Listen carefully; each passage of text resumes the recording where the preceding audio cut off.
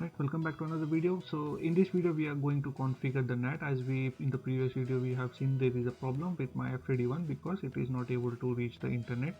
And another thing was that I need to configure my DNS over here on these two in these two links. I have to enable the DNS, and I have to also provide the DNS servers also. So let's go ahead and configure that one. So first I will go to my device, platform settings, and here I will configure my DNS group, provide the DNS name servers, and enable the DNS on the interfaces.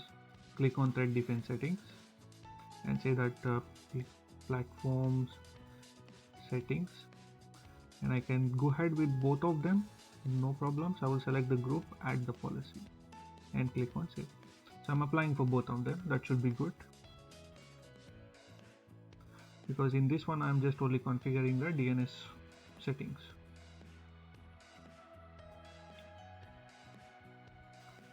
So just go to my DNS,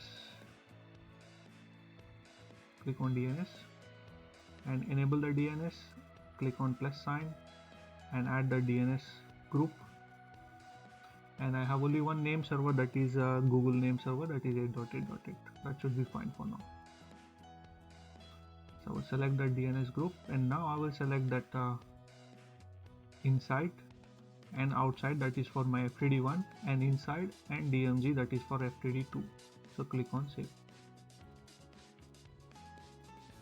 So once that has been done, my DNS name servers issues has been the DNS has been enabled on the interface. Name servers are also provided.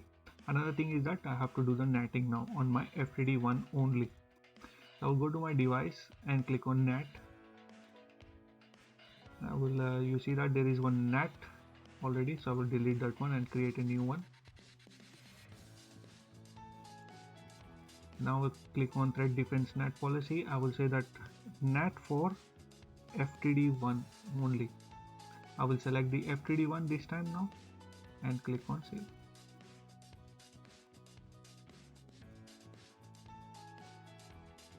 So now I will click on add rule, and I will say that I want to do the netting, which is whichever coming from inside and going to the outside, and translation source any IP address from the inside, just translate to the destination, that is source interface, and click on OK. So any traffic which is coming from the inside zone, including this one, with respect to my FTD, this one is also in the inside zone now. Any traffic coming from the inside going to the outside, just assign their destination IP address, interface IP address, and click on save.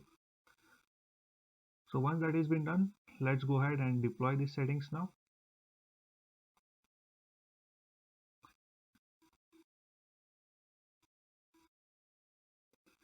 Now you see that I do have both of them. One says that in FTD1 I am just deploying the platform settings, but in FTD1 I am deploying the NAT as well as the platform settings. So click on deploy and deploy. So once this has been deployed, we'll go ahead and we will do the verification of the lab. I hope you enjoyed this video. See you in the next video.